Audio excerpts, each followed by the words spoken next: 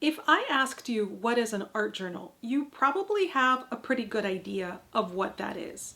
It's a personalized book where you combine images, possibly words, maybe collages, to capture ideas, feelings, and creativity. But maybe you're wondering, why make one? What makes them special? Shouldn't I be spending my time on more useful things? Why do they have meaning? What can you do in an art journal? And why do they matter anyway? That's what I'm talking about in today's video. And I'm also going to show you how to start an art journal with things that you probably already have if you've never done one before. But first, let's start with some of these questions. And the first question is, why would anyone want to make an art journal? With an art journal, you get to create a book from your imagination, something that's uniquely yours. Now let's play with this exercise for a minute. Imagine that at your local library, there's going to be a workshop on art journaling, how to make them, steps, all that sort of thing. And you decide, okay, I'm going to go to this workshop. So you go and there's this table full of sample art journals. You see one and you know this one is going to be special. So you go and you pick it up and you open it. What does it look like inside? If you had to choose words to describe the pages in this art journal, what kinds of words would you choose?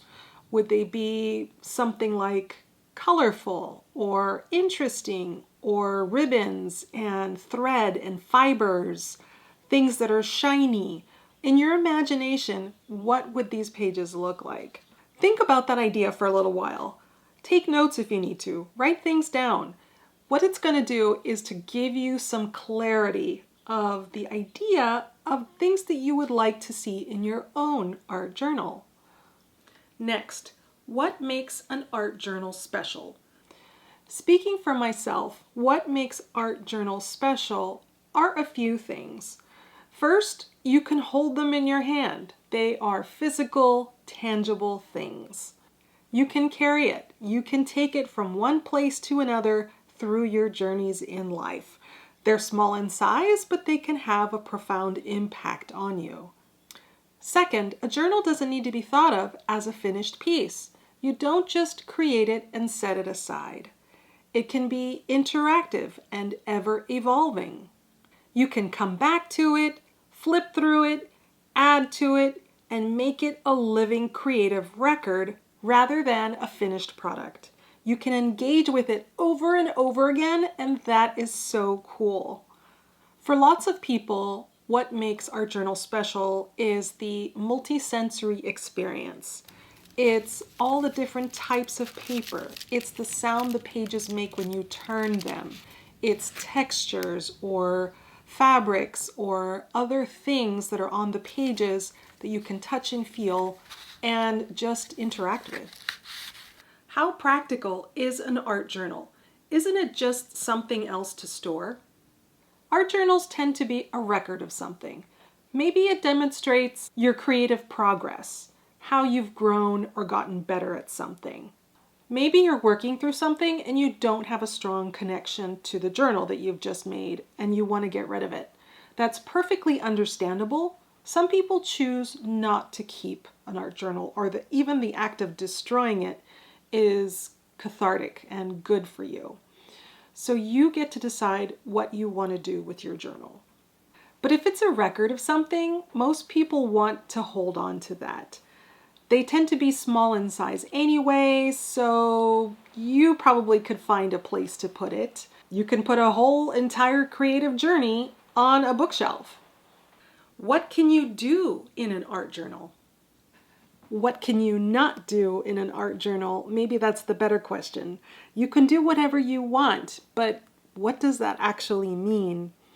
In talking about some of the things that you can do in an art journal, I'm going to use some terminology and definitions. Now, these definitions are not important. You don't need to label and define your art journal. But some people like the structure of knowing what kind of art journal they want to work on, so being familiar with some of these concepts can be helpful. An art journal is a broad term that includes many different creative books. It's a space where you combine art, words, and materials to express yourself. Within this category, you may hear terms like junk journal, glue book, altered book, scrapbook, each with their own style and approach. A junk journal is made from repurposed papers, vintage ephemera, and found materials, often with a mix of writing, collage, and art. A glue book is a collage-focused journal where you create compositions using only glued down paper. An altered book is a pre-existing book that's been transformed into an art journal through painting, collage, or modification of pages. A scrapbook is traditionally used for memory keeping with photos, journaling, and decorative elements, which can blend into art journaling. I've made some in-depth videos on junk journals and glue books. Check those out if you are interested to learn more. Maybe I should make more videos, one on altered books and one on scrapbooks, something for the future to think about. But there are other kinds of art journals that I haven't mentioned. There are sketchbooks and daily journals, travel journals, bullet journals. You can do internet searches on all of those things and find a lot of examples to help you decide if that's something that you want to work on. Why does all of this matter? Why do art journals matter? So some people might say that art journals are useless, that they're a waste of time, but they're not. They offer emotional and creative fulfillment. One of the things that sets human beings apart from other creatures is our deep-seated need to create. It's woven in our DNA. Art journals provide a space for that creative expression, offering both emotional release and personal growth. Is that important? Yes, absolutely. We are faced with lots of responsibilities and challenges. How much better could we handle them if we were already grounded in a sense of stability and fulfillment? An art journal won't solve all your problems, but it can help. It can be your personal refuge, the place where you reconnect with yourself before you step back out into the demands of your daily life. So now that you know that art journals are important, if you need permission to create just because it makes you happy, then you have it. I've created this little permission slip for you. You can go print it out, fill it out, and hang it on your wall. Permission to create, guilt-free, because it's good for you. Now, I've got some examples of art journals I want to share with you. And then after that, I'm going to show you how you can create a simple one from things that you probably already have at home. Before we get to the examples, if you are finding this content to be useful, please do hit the like button so that it can spread to others, and it will show me that you like this kind of content so that I can continue to make more of it. Thank you. All right, examples of art journals. So I've got a bunch of things on my desk. The first thing I want to show you is a book. This is Make Your Own Idea Book with Arnie and Carlos. So their art journals, they call them idea books. And this is an absolutely fabulous book to get to give you lots of ideas of what could be in art journals and what's interesting to you. These two people are designers. They use these idea books, art journals, to brainstorm, to use them as places where they hold on to a bunch of ideas so that they can look through. And they show you how they build them, but they also show you how they use them. Here, for example, they use a lot of fabrics and embroidery and cut out pieces, almost like a glue book. Here's some examples with images and doodling, right? So this is a really awesome book to get. I totally recommend this. I'll put the link in the description. This is an art journal from an artist. His name is Jose Naranja. He's from Spain, and he does these types of sketchbook slash journal slash collage books. They're incredible. What he does is he does a journal in, I think these are moleskin books. Then he takes them apart, scans the images, reproduces them, reassembles, hand stitch, puts these books back together in a series of say 200 or 300, and then he sells them.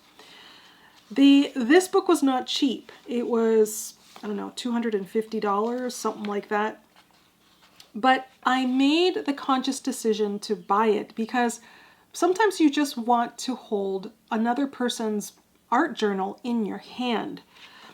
I love the idea of being able to flip through the pages, see what creations he came up with, and how it could inspire me in my own art. Yes, this was a big purchase. Yes, I thought about it for a long time.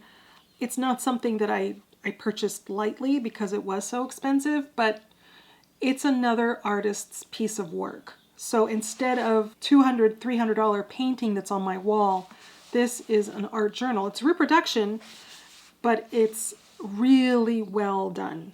And I love it. I absolutely love it. He has an amazing Instagram site. I'll put all the information, the links down in the description if you're interested in following along, just to get some inspiration from him. He does some amazing stuff.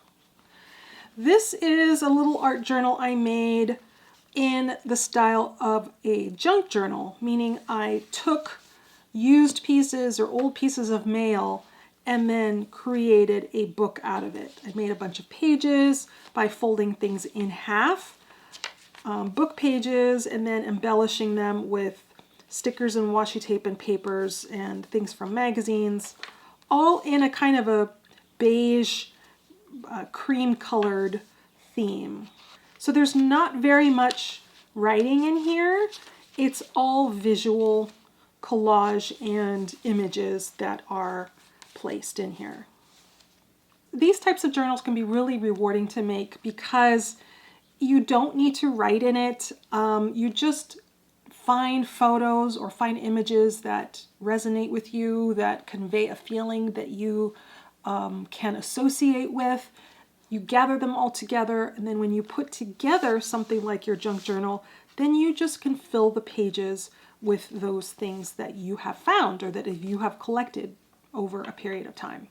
Now this journal, I'm actually hesitant to show it to you because it's so bad. And what I mean by bad is it's just not, it's not really, well, anyway, I'll just show you.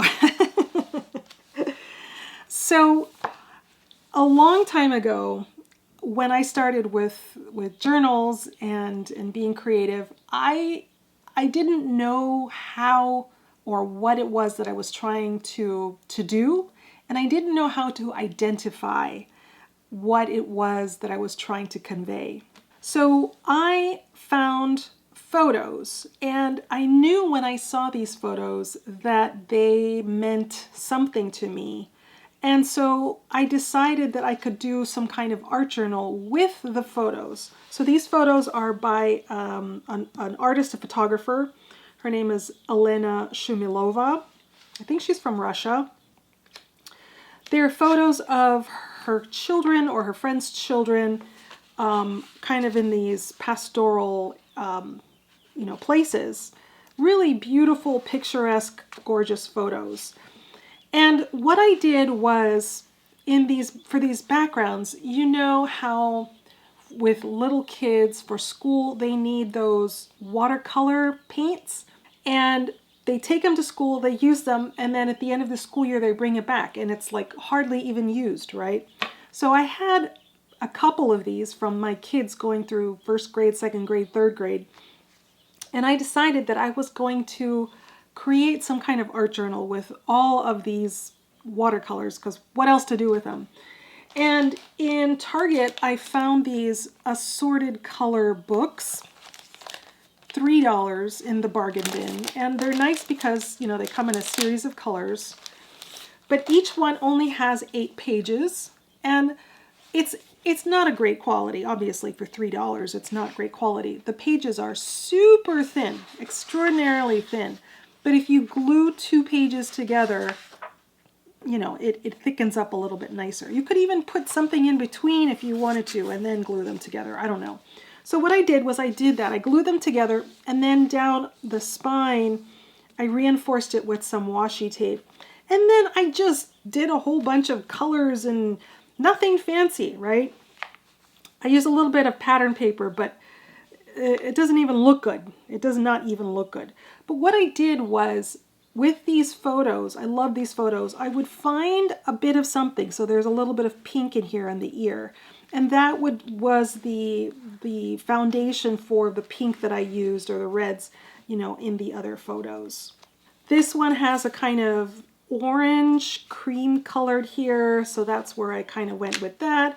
And then I did a little bit of stenciling. Honestly, it looks terrible, but if you don't really pay attention to those details and focus on the main focal point, which are the photos, then it does the job. So that's fine. This one turned out quite nice. It's very dark.